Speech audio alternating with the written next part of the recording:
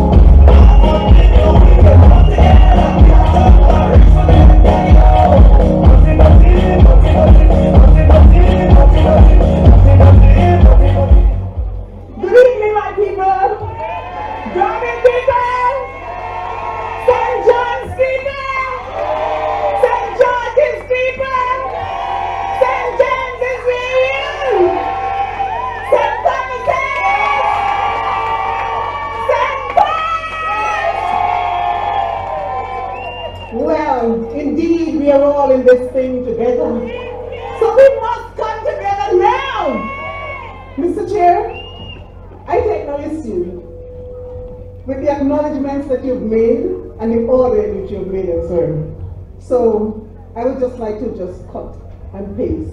Can I do that? Thank you, Lucy. I would though just like to acknowledge the presence of Mr. Parry, who was someplace there, but with all the music, I think he has gravitated to, okay, yes, he's right over next to him. It's good to have you, sir. It's very good to have you. I want to say thank you to Mr. Daniel for those kind words and the smoothest button pass I have ever experienced. And that, sir, is coming from an athlete. I want to thank my niece for the personal touch in presenting my biography, which was crafted not to show my strength as an individual, but as a product of this caring society. I am proud of the person that Brownhill, Bath, Church Ground, Cox, Stony Grove, and all the other surrounding villages have raised me to become.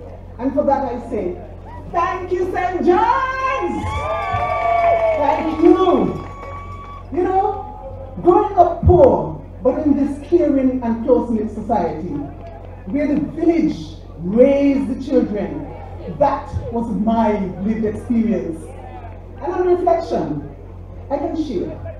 I was as comfortable wearing Jacinth's hand-me-down clothes as I was hanging around until the pot came off the fire, because Thomas Coyle treated me as if I were one of her very own children.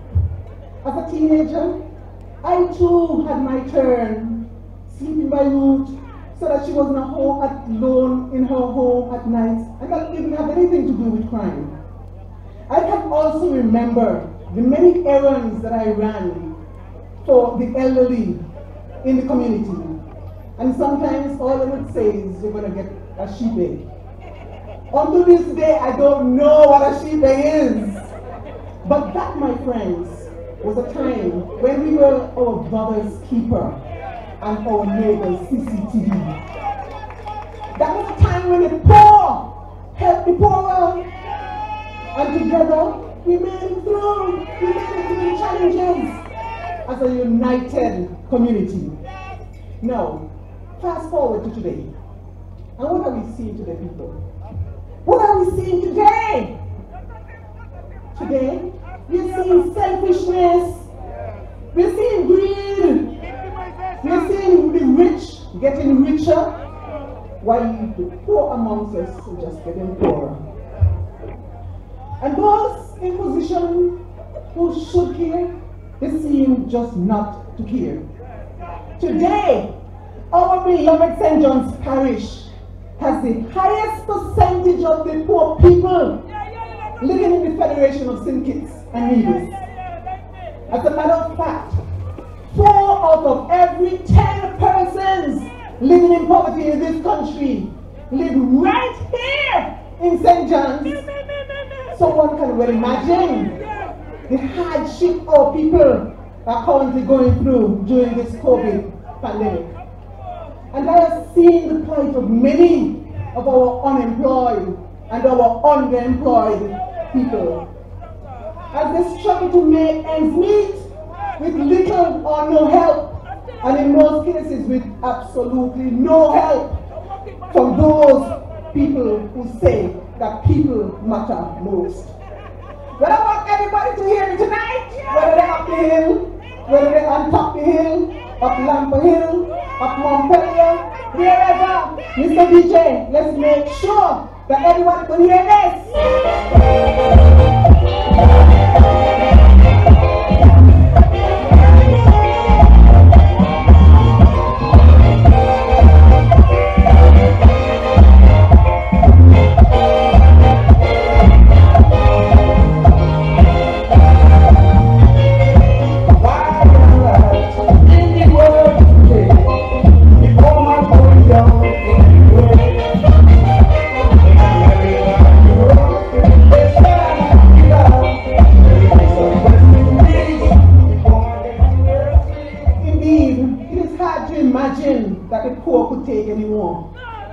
But St. John's, let us not live as people who have no hope.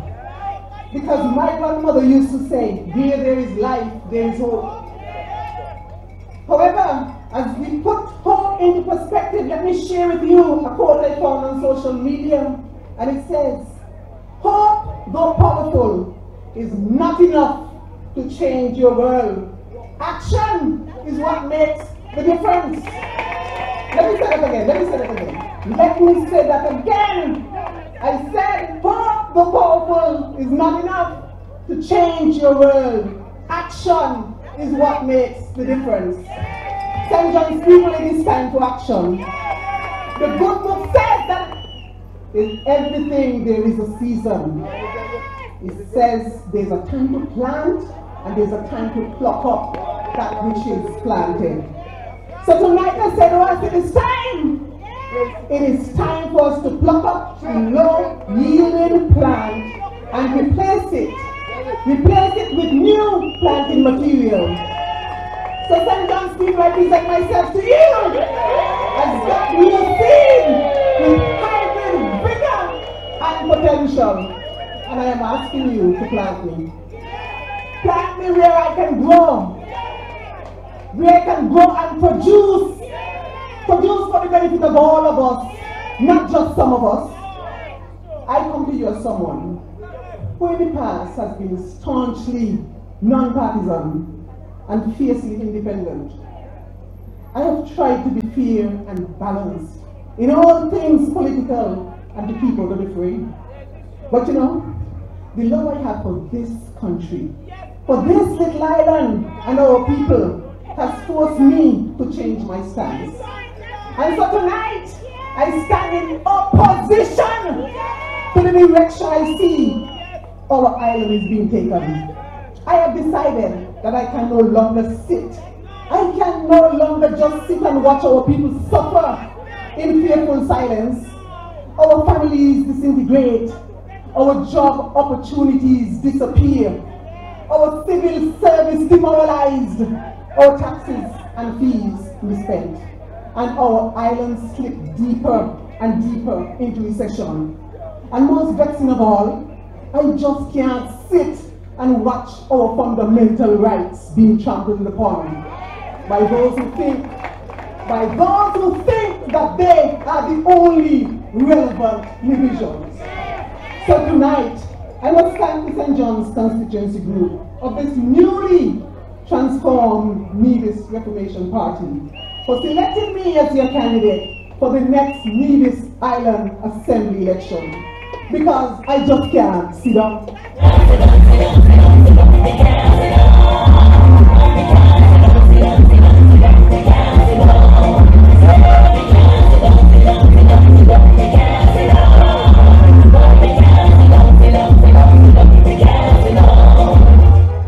So as my friend said in song, no matter what they say about me, oh, no matter what they do to me, we can't sit down.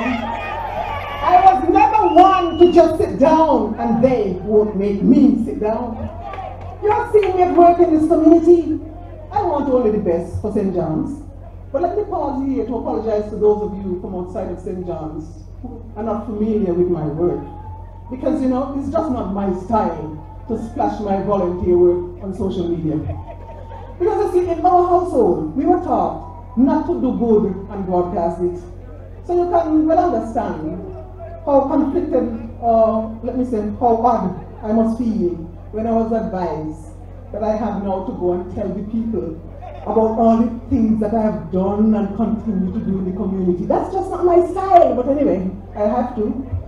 Because, you know, grounded people can tell you about the many leadership positions I have taken to serve on the executive of all kinds of community group, club, association, organization, you name it. And I was never one to just sit and say, because it was popular at the time, people would just sit and say, oh, I decline. I was never that way inclined to decline. And furthermore, they would also tell you that I didn't just talk as a leader, but I led by doing the work required. I led by doing the work required to make an impact in this, our beloved community. Case in point, if you drive to Brown Hill now, every house in Brown Hill that has a number, these are the hands that would have placed those numbers or directed where those numbers were to be placed. Brown Hill people and the people at the bed office can tell you, even Lester could tell you, about the many times they have seen me cleaning along garbage along the side of the road by myself in Brown Hill Railway and in Prospect, where I worked. At the Iowa Waters Primary School, they could tell you that the first time a classroom over there ever got tiles on the floor, that it was yours truly who put down every square foot of those tiles. The elderly could tell you that for many years now, whenever it is my turn to cook them Saturday lunch, I would always give them a treat. The children in Brown Hill, Cherry Garden, and even up in Rollins, yes, Patsy, even up in Rollins, those children, they are not related to me by blood, but they call me Auntie Pat. And they could tell you that every week, for 7 years now, I've been providing the skates and the snacks for them to learn to roller skate.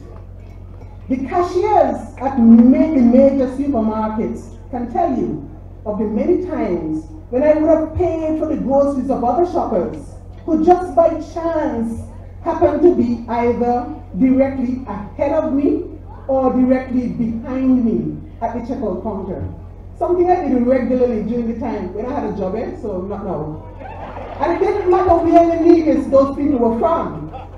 The church members could tell you things I've done But you know, that's where I draw the line. I'm not about to mix up my church in my politics. Right? So, St. John's, I have demonstrated that I'm all about service to my community and my people. So my passion for service didn't just emerge because I now aspire for political office like some people. And it is not just my word. Let me share with you what a constituent sent me when I announced my political intentions.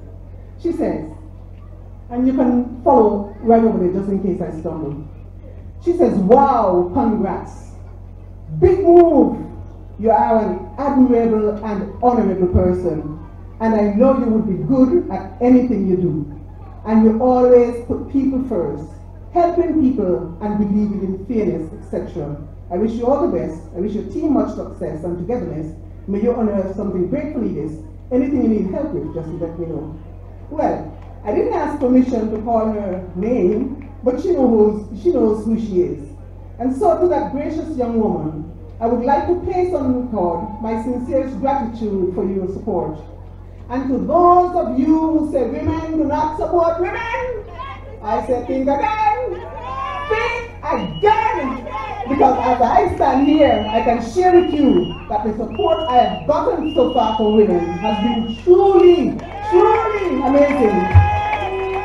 Because you know, it's not just the Calypsonian who thinks so, but the average man, woman, boy, girl, tot, mom, Saman are beginning to understand that we are all in this together. So if we recognize and accept that we are all in this thing together, then we must come together and come together now. DJ man wants to sleep on me. Now we have a lot of work to do in this constituency to ensure that our people don't get left further and further behind. So we have to start building on the little that we have to get us moving towards where we want to get. And we have individual goals, we have collective community goals. We have to use the resources we have now to get us to where we want to go. We must therefore pursue new avenues to provide opportunities for our people.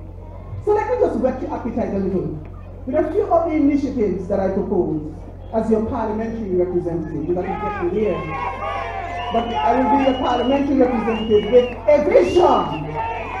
Number one, starting with the youngest, we must provide affordable day as well as nighttime childcare services for our single parents. So that children don't have to be left alone when a single parent has to juggle 5 jobs, according to a sitting minister, in order to make ends meet. Right, Patsy? You understand what that means, right? Number 2, I would propose that we get our primary and secondary school age children engaged in playing musical instruments as an extracurricular activity offered at the community center. There must be some of our children with hidden potential to become professional musicians now. So we owe it to them to help them explore their talents, which could possibly help them to find a way out of poverty. Number 3, St. John's, we must find work for our jobless youths. Right now, unemployment amongst our high school graduates is not only at an all-time high, but it is at an unacceptable level. I can say that because as I visit households within this constituency, I see these dejected youths. I hear their stories. I understand now what they mean when they say nothing like it. So I must say, we must, I repeat, we must find a meaningful way to engage our youths in their transition from school to the workplace, or else, mind you, or else, you know what I say, the devil is going to find work for their idle hands. My proposal would be to establish a national service program to groom our school leavers. This program would give our youth the opportunity to develop discipline, good manners, skills, and job experiences in a climate that promotes patriotism, while at the same time offering them a little stipend to tide them over until they find employment. Number 4, we're not going to get too involved or too detailed, so we're going to have to do some work. We must teach and encourage our people to work together. As I look around, I am impressed by the quality of the work I see being produced by many of our skilled workers as well as craftsmen. But because our education system has traditionally conditioned us to work on our own, we operate these little small businesses and many of us just eke out. We just eke out a living. So while it is important that we encourage more people to become entrepreneurs, we must also recognize that limiting ourselves to just these little small struggling businesses is not going to cut it. It just can't cut it. We must retrain as well as provide targeted funding to facilitate our people working together to form partnerships and to establish viable companies that can thrive. Why can't our workforce of plumbers, electricians, carpenters, etc. just pool their resources to create medium and large construction companies? As your representative, I would make sure that we create an enabling environment for exciting things to start happening for our skilled workers right here in St. John's. Number 5, St. John's people, we must do more for our people, our own people. A few weeks ago, I visited a constituent and I asked him, "Boy, you still boil rum?" He just smiled, dropped his head and said yes. And so I asked myself the question, why is it our chemists, hear what I call them, chemists, because the man has experience, the man knows his chemistry. Why is it our chemists still have to conduct business in the bushes undercover, while people have come here from as far as South Africa, Delhi knows about it. People have come here as far as South Africa to make rum right here in Broadway, and our people still have to be in the bushes. I say no! It is time for us to empower our own people. It is time for us to assist our hammer makers. Help them to bring home their skills, upgrade and standardize their operations, and let them have on the floor. But mind you, flow out of the country in exchange for a better standard of living for our homegrown chemists. Now, what is wrong with that? As a matter of fact, I know a place in Leeds, good night Leeds, I know a place in Leeds, in England, where I think we could sell all the ground in Hammond that we can produce. So as your representative, I would make sure that things start to happen right here in St. John's in our beverage industry. Now number 6, St. John's people, we need to plant our coconut trees. You have to get serious. When we were growing up, every yard had at least 2 coconut trees. Now, you drive to Brown Hill. And I don't think that Brown Hill is any different from any other place in St. John's that you drive through. But when you drive through, you can hardly find a coconut tree. You know? And we're going to the supermarket and we're buying coconut for $6 for 1 coconut. We're buying coconut water for like $40 we spend for a half a gallon, of coconut water. Now, why can't we plant our coconut trees, produce our own coconuts, not only for our consumption, but for export? Now, that is something I say that we must pay attention to. And as your representative, we're going to plant some coconut trees. And when we're talking agriculture, I say it is high time that we started to train our prospective cannabis farmers. Yes, a lot of us here, well, not me, a lot of us here planting ganja, but we don't have the expertise. And so I say it is time for us to train our prospective cannabis farmers in the best practices in the business, so that when the cannabis industry opens up in the Federation, our own people here in St. John's would be well trained and well positioned to take advantage of the opportunities that could very well see some of us out of the poverty we are in now. So I say to you that as your representative, I have the vision. I have the vision to ensure that things are happening for you in agriculture right here in St. John's. My friends, the list of things that we can do to improve the lives and the livelihoods in this constituency is long, but we will pause at number 6. Patsy, we're not going to give them any more ideas. We're going to stop at number 6. Tonight is just the beginning though. We must continue the conversation. So I will continue to invite myself to your homes.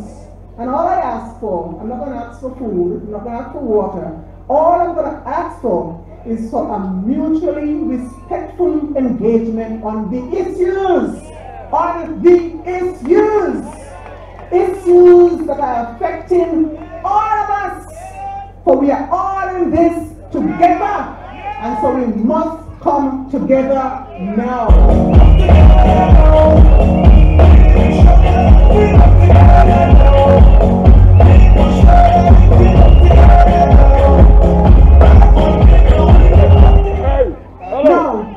No, hear me out. Yeah. Now, when I come, I want us to discuss how we are going to empower our youths. We must never forget that they are the future of this island. And so whatever we do, and however we do it, it must be done in a sustainable manner.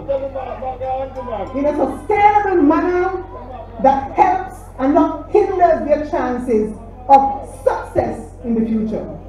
So tonight, I am making a special appeal to the youths of St. John's to get engaged, put down the smart devices, give them a chance to cool down and become heated and passionate about the issues that would ultimately affect you, because you deserve better.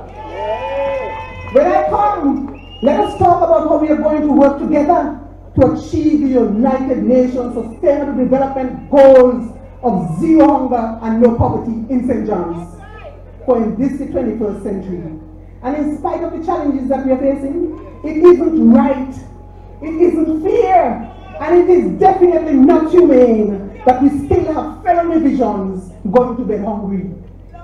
And for that reason, Patricia Bartlette would put on her skirt and she mascara any day and stand up to denounce the position taken by some who try to justify any politician collecting 2 full-time salaries while there are so many of us, so many of our people without jobs and can't afford to buy food. So that, my people, is what I consider to be an untenable and an indecent proposal.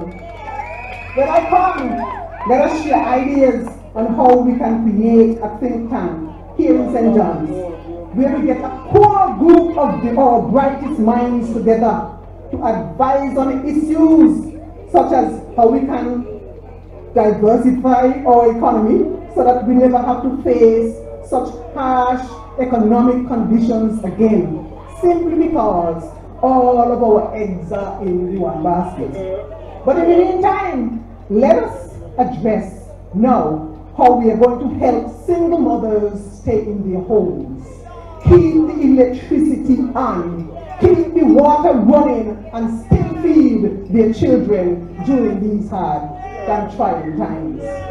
When I come, I want us to explore ideas such as a recycling program and waste to energy initiatives that would not only address our mounting solid waste management problem, but would reduce the growing eyesore we see over there and the potential disaster, which is not even in our backyards, but our front step right here in St. John's.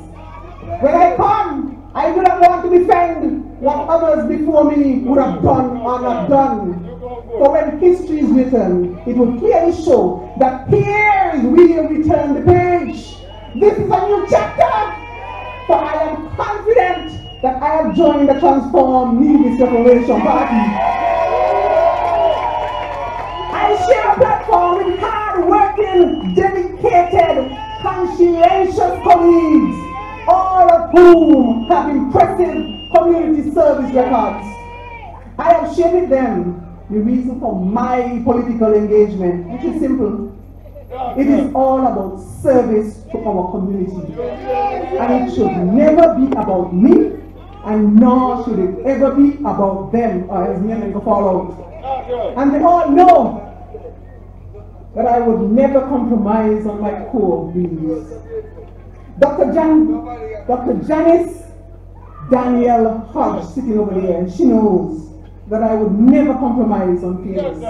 Never. JD sitting over there, and she knows that I would not compromise on equality. Cleon Stapleton Simmons sitting there, she knows that I would not compromise on justice. And Ron I've seen right here, he knows that my integrity would never be compromised. So when I come, don't offer to sell me your votes unless you're willing to give me the opportunity to explain why I think you should be very careful about voting for anyone who is willing to stoop so low to buy your vote. A practice which is illegal, corrupt, reprehensible, a practice which no decent public official should engage in, but yet someone is normalized in this island.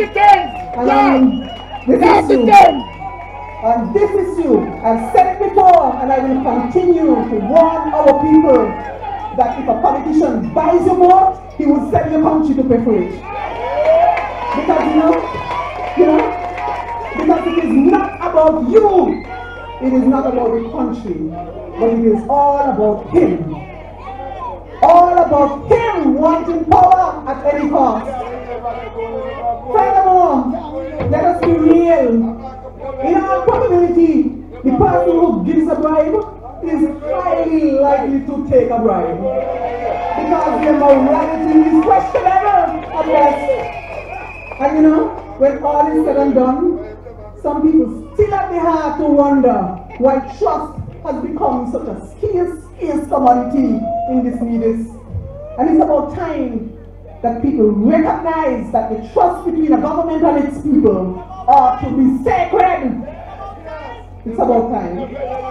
For we have witnessed firsthand how a lack of trust has impacted on our COVID vaccination rollout. But we will save that discussion for a different time. So when I come, I do not want to hear anything about who eating lobster, or who's showing off pretty socks, or the cooking skills. I want us to ignore those such petty distractions. Let us focus on the things that mean something. Focus on how together we can build a stronger, fairer, and more equitable Nevis. And Nevis where the welfare of every man, woman, boy, and girl is looked after. And Nevis where a born vision is treated just as well as any landed resident. We all deserve better.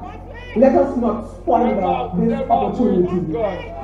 So I make the appeal to all within the sound of my voice. Let us come together.